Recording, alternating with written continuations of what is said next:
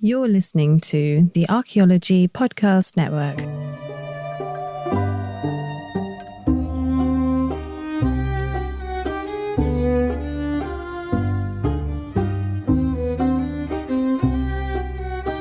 Welcome to Digging Up Ancient Aliens. This is the podcast where we examine strange claims about alternative history and ancient alien in popular media. Do the claims hold water to an archaeologist, or are there better explanations out there? We are now on episode 57. I am Fredrik, your humble instructor who will help you dance on the Occam's razor's edge. This time, we will continue our examination of the pyramids of ancient Egypt, especially the Great Pyramid of Khufu. We will investigate the Queen's Pyramids, take a trip along the Nile River on Khufu's sunboat, and sit down and read the Red Sea Scrolls. Ultimately, we will see that this marvel of human engineering was indeed done by a workforce organized by Khufu. As always, these episode sources are available at the episode website on diggingupancientaliens.com. There you also find contact info if you notice any mistakes or have any additional information. I can't start this episode before I thank all of those who support this show on Patreon or at the member portal. Thank you so much for your support. And if you want to enjoy content early and without ads, with exciting bonus material, I have some excellent news for you. Wait for the end of this episode and I will tell you just how you can arrange this. Now that we have finished our preparations, let's dig into the episode.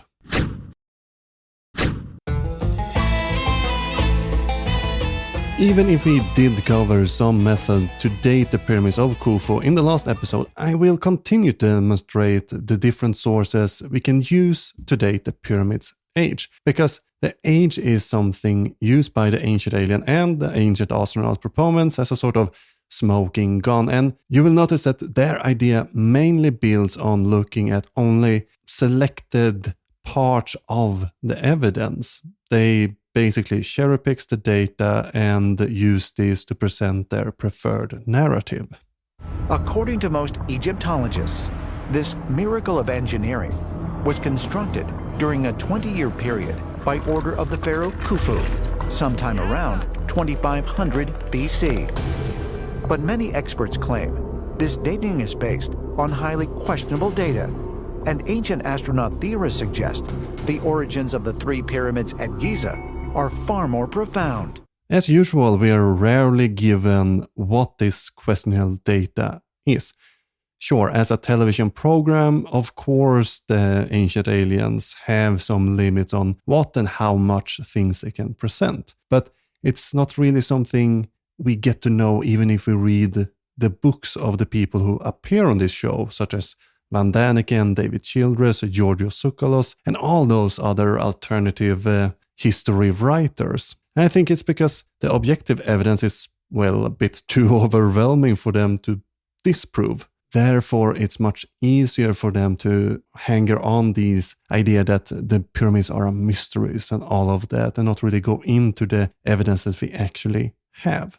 And if you listen to the past episodes, you will notice that we already have demonstrated how the Great Pyramid fits into the evolution of mortuary Egyptian architecture, how we see elements from earlier mortuary buildings still visible within the Great Pyramid. And let's not forget the elements in the Great Pyramids that are visible in later pyramid constructions. Then we have, the carbon-14 samples, and that's because the ancient Egyptians used ash, an organic material, in their mortar and cement, and we can use this organic ash to actually carbon-14 dating the pyramids. So we're not dating the stone, we're dating the organic material found within the stone, and it, as we discussed in the earlier episode, points back to the reign of Khufu.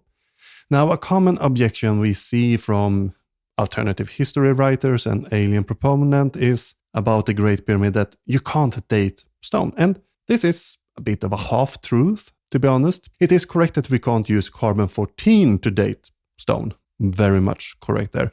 Since, stone and minerals tend to not be organic materials that can die. However, it is possible to date organic material within the rock. but that will just tell us when this rock was formed, not when it was used. And to be fair, organic material in granite is just as common as griffins. What we can use instead to date rock is surface luminescence dating.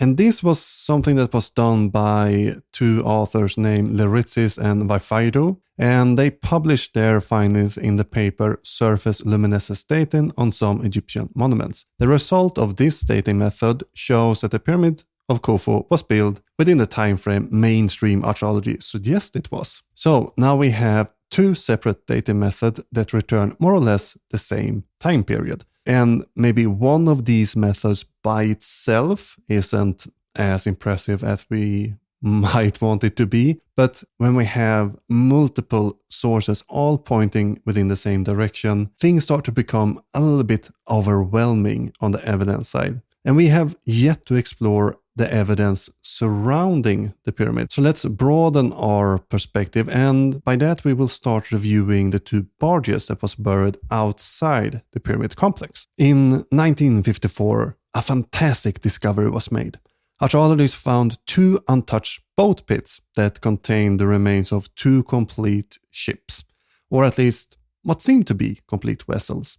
One of the boats was left untouched and was just recently excavated, but the other pit was, in fact, excavated by then, and beneath a large limestone slab was a whole dismantled ship, but with the pieces placed in a position that it was easy to see how it was supposed to be a boat. So each piece laid where they were supposed to be within the boat construction. Each piece was then carefully removed from the pit and later assembled. Some 1,224 parts were found, and they had these U-shaped holes, so they could be, well, more or less stitched or weaved together, forming this large boat. When assembled, it measured some 43 meters or 142 feet, and an interesting little bit here is that in the front of the boat, and also in the back, you see that it has almost like carved papyrus stalks. So what we see there is more or less a tradition that started with Djoser, that the ancient Egyptians tried to replicate organic reed structure in a more durable and enduring material. If you remember way back when we talked about Djoser's step pyramid, we spoke about how they, within this complex, were very keen to try to imitate reed pillars and other organic building materials that they had used previously in their construction, but instead of these organic materials, they did this with stone. While most Egyptologists and archaeologists believe that these are boat pits, of course there are some more exotic ideas about what these boat pits were used for. For example, Christopher Dunn thought this was a place for tools. Dunn also believes that the large depressions in the ground at Giza are not boat pits, as is claimed by mainstream archaeologists, but were actually used to hold the 35-foot saws. I speculate that they were actually saw pits. The saws were mounted in these pits, and that they ran the blocks through the saws before they put them in the Great Pyramid. While this is a quite novel idea, the claim simply does not hold up, or not without first proving that giant electric milter saw were available to the ancient Egyptians. So what were these bows used for then? And why were they disassembled? This is more relevant question we should ask ourselves, and there are some speculations about it. Some suggest that these vessels were for the symbolic transport of the dead pharaohs to the land of the dead. What speaks against this claim is that the boats were disassembled. If they were used for the purpose of, if the vessels were intended to be used to, ferry around the dead pharaoh in the afterlife, they would most likely have been left in one piece. A more likely explanation is that these were part of the funerary rite. So these ships were used to transport the dead pharaoh and possibly the pharaoh's cast statue to their final resting place. Now the boats, by doing these ritual, became imbued with powerful enchantments, and the ships were then disassembled and buried outside the funerary complex to try to neutralize the powerful magic that the ancient Egyptians believed exist within these ritual boats. And before you even ask, of course we have carbon-14 samples done on these boats, and guess what? Date again correspond with the reign of Khufu. So we have yet another piece of evidence pointing towards both the function and the date of the pyramid. After the break, we will turn to the Queen pyramids and how they can be used to understand the site. Fellow archaeology lovers, science nerd and history enthusiast, have you ever dreamt of showcasing your passion for our history and science? Dig no further. Welcome to the official merchandise store for your favorite podcast, Digging Up Ancient Aliens. Embark on a journey through time with our exclusive collection. Wrap yourself in the mysteries of the past with our range of themed shirts, mugs, and apparel. Each piece tells a story about your passions and podcast preference. And for the devoted archaeology aficionados, unveil our latest treasure, the Archaeology Mafia t-shirt. It is more than just apparel. It's a statement, a tribute to those who dig deeper, question the unknown, and unravel the secrets of our ancestors. These are not just merchandise, they are future relics from a time yet to be fully understood. Symbols of your dedication to unveiling the truth behind ancient aliens and the real wonders of our past. Join the crew of Digging Up Ancient Aliens, wear your curiosity, flaunt your knowledge, and join the Archaeology Mafia. Visit our store now and you will get an offer you can't refuse. Let's keep the spirit of exploration alive. Log on to diggingupancientaliens.com/store and grab your piece of history. Remember, the past is always present.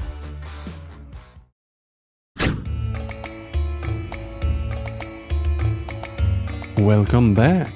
And we can look at even more things on the Giza Plateau that will help us understand the Great Pyramid.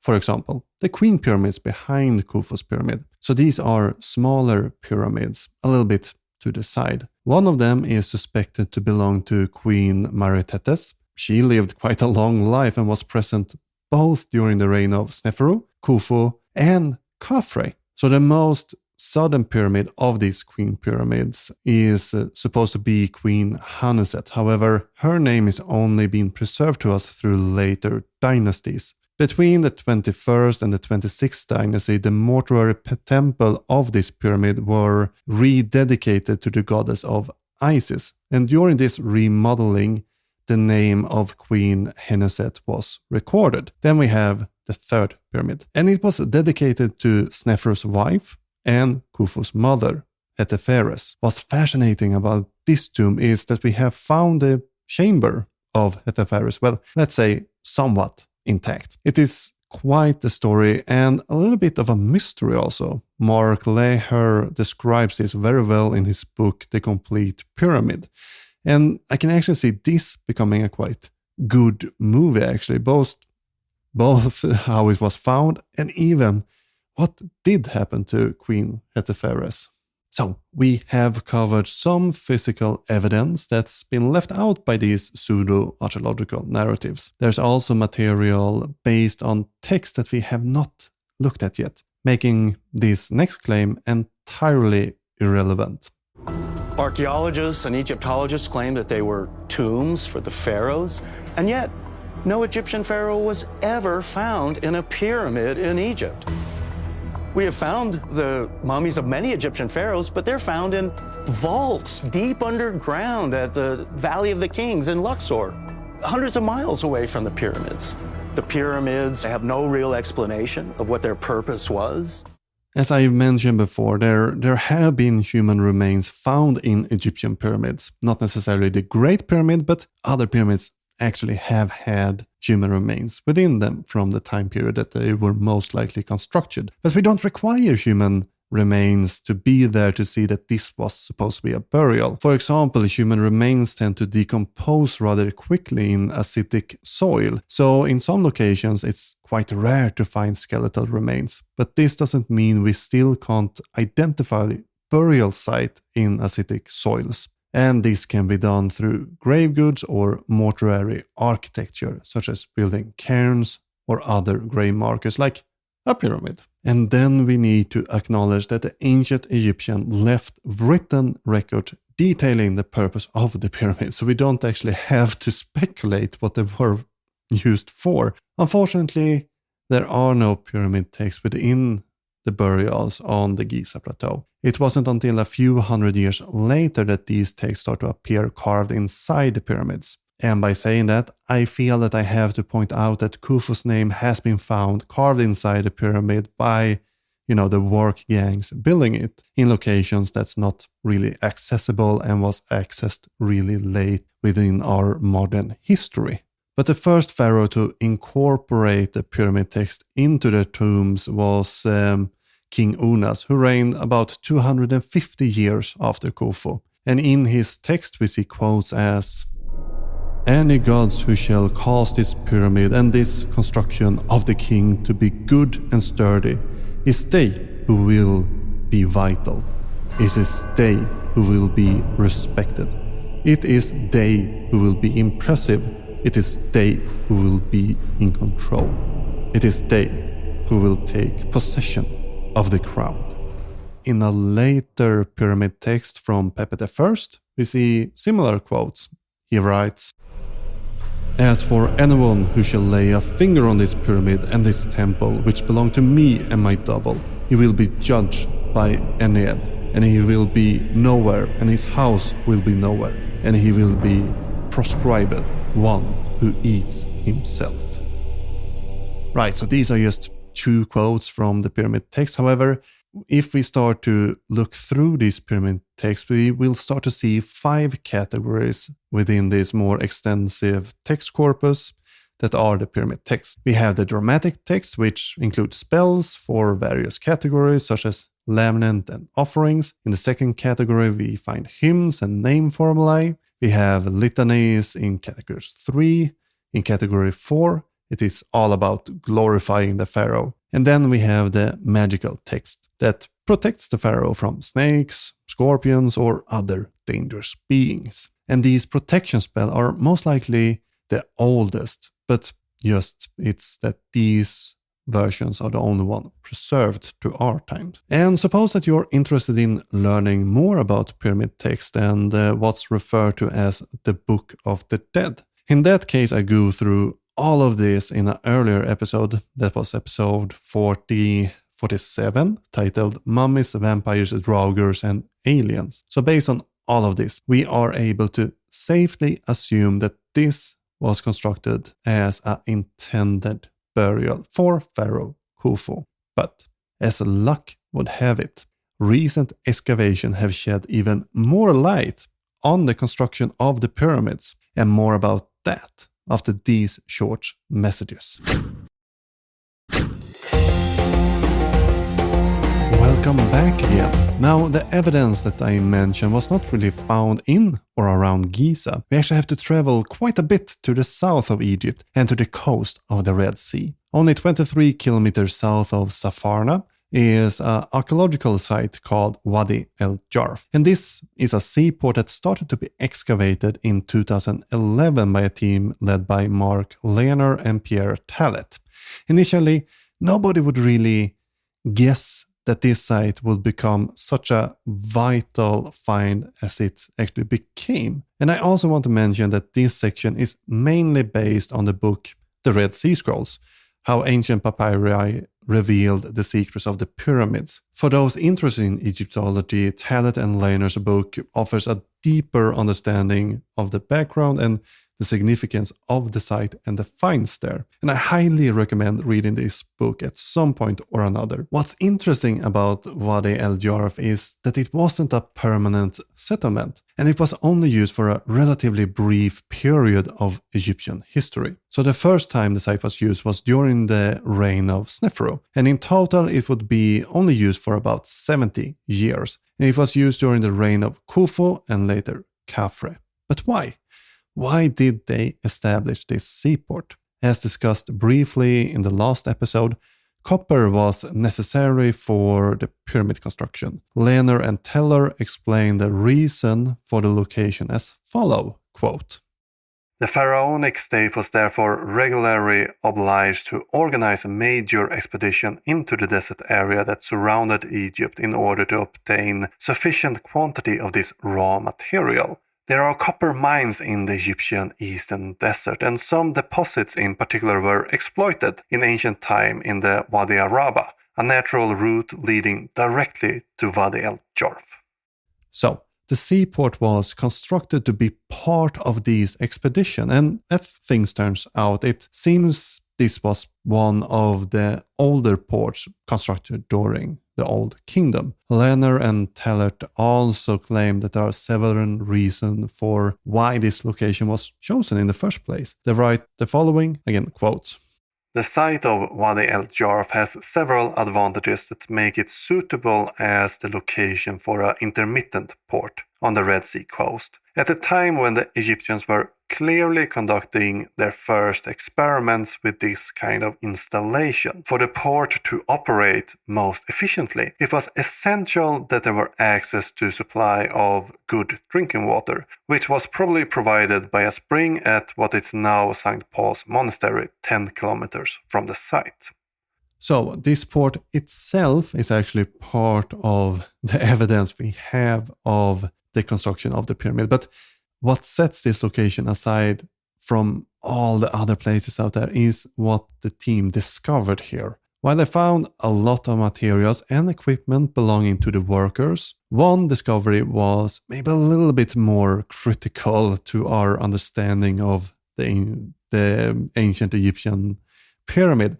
The remains of papyri belonging to the bureaucratic administration of ancient Egypt. And most of you are probably already familiar with these documents. They are often referred to Merer's diary. And the archive they found consists of at least 5 papyri. And these are logbooks, and they are pretty detailed. So from the logs, we can tell that they most likely cover one calendar year that stretches from the 13th census of the reign of Khufu, and the 13th census correspond more or less with year 26 and 27 of Khufu's reign. And the logbook seems to also cover the beginning of the year corresponding with the 14th census. And these logbooks seem to focus mainly on one of the work gangs that worked on the pyramid construction. It was called the escort team of the Uraeus of Khufu is its prow. Quite a title there. This group of workers consists of about 160 men divided into several smaller groups or phylae. In Egyptian, these groups are referred to as Za. The most known of these documents are papyri A, B, and C, and they are about a phylae or Za called Great, or in Egyptian, Veret, led by this middle manager named Merer. And we know about this type of arrangement of workers from other sources and from other pyramid constructions. For example, we have a similar division in the construction of Pharaoh Menkaure's pyramid. From the sources we have, it seems as Menkaure's workforce consisted of some 2,000 people that was split up in 2 gangs comprised of 1,000 people each. And we even have the names of these 2 gangs. The first is called Friends of Menkaure, quite friendly and formal, and the second is the Drunkards of Menkaure. And these packs was then split into smaller groups or phylae and Zas, as we noted here with Merer. Now, something interesting about the Red Sea Scroll is that none of the documents or logs we have found covers December through March. So Leher and Tellert speculate that the workforce likely got some time off to be with their family during this time or go home, work on their farm. Of course, this indicated that workers was pretty well cared for. They got vacation, they get time off. Most of Merer's logbook seems to cover his work prior, however, to arriving at Wadi el-Jarf. So initially, his team worked on delivering stone from the Tura quarry to the Great Pyramid. And if you recall back in previous episode, the Tura limestone is of exceptional quality, and it was used for the casing stone that we found outside of the pyramid. And these logbooks, while important and interesting, is pretty dry. Important, but they are pretty dry. Most of the entries goes as follow, quote, Day 25. Inspector Merrill spends the day with his filey hauling stones in Torah South. Spends the night at Torah South. Day 26. Inspector Merrill costs off with his file from Torah South, loaded with stone for Akhet Khufu. Spends the night at Khufu. Day 27. Sets sail from Khufu, sails towards Akhet Khufu, loaded with stones. Spends the night at Akhet Khufu. Right, and these parts are maybe not the most thrilling read that you will do, but it gives us a great insight on how the stones were delivered to the Great Pyramids and how long things took. Some entries are a bit more detailed. Lerner describes the entries as, quote, Merer only seemed to expand the scope of his reports when, for one reason or another, the team departs from the standard routine of work. This happened, for example, in Papyrus B, when Merer does not return at the expected time to deliver a load of stone from Torah. The reason being that in the meantime he had obviously been requisitioned to undertake a task elsewhere at Roche Khufu that had not previously been planned. Consequently, he finds it necessary to report the delay. So these papyri demonstrate how well organized the Egyptian bureaucracy and the society was back then. They got everything down to timetables, and if you read these papyri, you will also note that they will write with black and red ink to separate different posts within their basically spreadsheets that they have. These documents also confirm that the ancient Egyptians built canals from the Nines to the Giza Plateau, so from Murray's description it seems as if they unloaded Torah limestone at the Valley Temple, indicating that the causeway that went from the temple to the pyramid functioned as a ramp for the Torah limestone deliveries. Merer also described how they dug canals and other work that was needed to make this transport, flow as planned. So these documents are a treasure trove and one of the key pieces within the puzzle that is the Great Pyramid. From these papyri, we also learn that the pyramid was built by and for Khufu as his final resting place. With all this information covered, it's really tough to argue that the pyramids of ancient Egypt were not burial. But I yet want to bring up one last claim by the ancient astronaut theorists, because this is one that you will so often see when you go on TikTok, Facebook, Instagram, because it's one of the most common things that they like to talk about regarding the pyramids. When you look at a Great Pyramid as a schematic, for me it looks like a machine. Well, if that's the case, what did this machine do? I propose that the Egyptians built the Great Pyramid to be a power plant. And the pyramids were actually geomechanical devices. In other words, they were attached to the earth. They were tuned to vibrate with the frequencies of the earth, and they converted the energies of the earth into electromagnetic energy. Right, so something that's interesting about the Great Pyramid is that it has 3 separate chambers. We have one chamber that goes down into the bedrock, a second chamber that's between the bottom and the top one, and then we have the burial chamber quite high up in the pyramid. And it's only the Great Pyramid that really have this layout of chambers. And it's only Khufu has its chamber this high up in the pyramid. The ensuing pyramid construction we see after usually have their chambers grouped towards the bottom, not down in the bedrock, but not as high up in the pyramid as Khufu has it. And while these 3 chambers might look strange in how they are set up, they aren't that strange if you're familiar with Egyptian mortuary architecture. If you look at the previous and again the following burial chambers, we see a similar concept. Not the same layout, but similar concept. We have 3 chambers. Even if they are not split up as Khufu did, we still have 3 separate chambers that we can see. One seems to be the burial chamber, where we have the sarcophagus and all of that. And then we have a chamber for the Ka statue. And then we have a 3rd chamber. Mark Leher writes about the 3rd chamber in the Great Pyramid, quote, "There is evidence, however, that all 3 chambers were planned from the beginning based on a long tradition, before and after Khufu, of royal tombs having 3 chambers. If so, what then are the purpose of the subterranean chamber? Some Egyptologists suggest that its rough, unfinished state may indicate a link to the chaotic aspect of the afterlife, making it an earthly symbolic representation of the underworld cavern." So if we look back at all of our evidence, Dunn's theory simply do not hold up. The ancient alien theories have not demonstrated that this type of engine built in stone is even theoretical possible.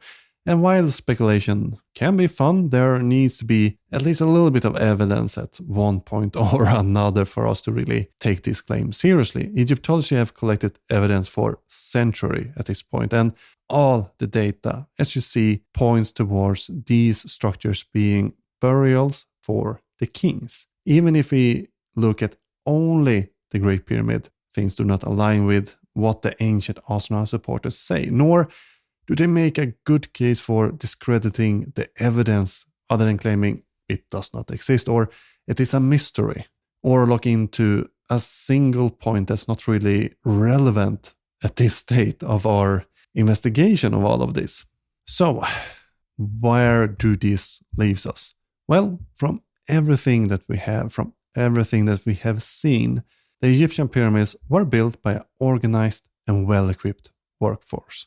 They were taken care of and seem to have put a lot of pride in their work. We don't need aliens or Atlanteans to explain this construct. All the evidence points in the same direction. While there are some gaps in the story, like what exact ramp structure were used in the Great Pyramid, there are ample theories that work much better with what we actually know than levitation guns, as suggested by the ancient alien people. It's not a question whether a ramp were being used at this point, because we have found them. We have seen them in location. They are there. We just don't know, did it spiral inside, outside? Was it one long? Was it several shorter? Because if you look at the pyramid, you will note that there are bigger stone in the bottom and smaller stone at the top, something indicating that you're pulling something up up a ramp or something. Because if you had a levitation device and, electric saws, you would most likely just do them all the same size, because it doesn't matter what size they are, because you can just boop them into place. But yeah,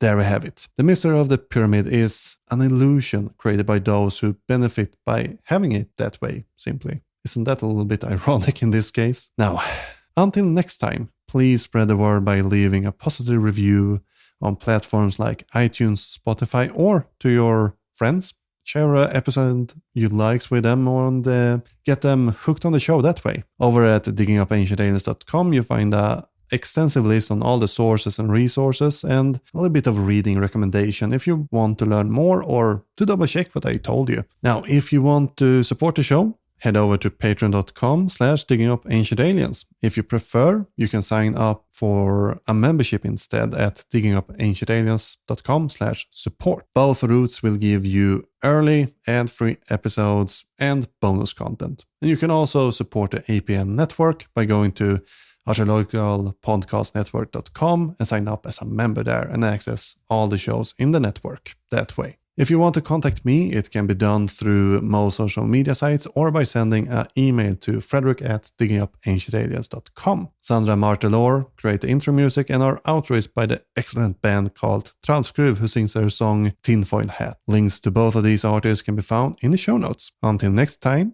keep showing that science. Säger ni, det är en galen fantasi att aliens manipulerar oss med telepati. Ni tycker att jag redan är besatt, men jag skyddar mig för jag har foliehatt. Och så säger ni, det är en galen fantasi att aliens manipulerar oss med telepati.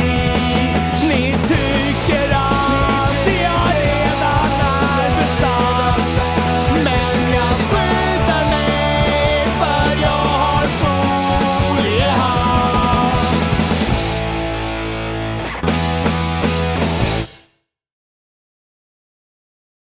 Thank you for tuning in and listening to this episode. Remember that we have a subscription going on. You can become a patron or other subscriber for as little as $2.50 per episode. Go to diggingupancientaliens.com/support. That is, go to diggingupancientaliens.com/support to read more information and sign up right there.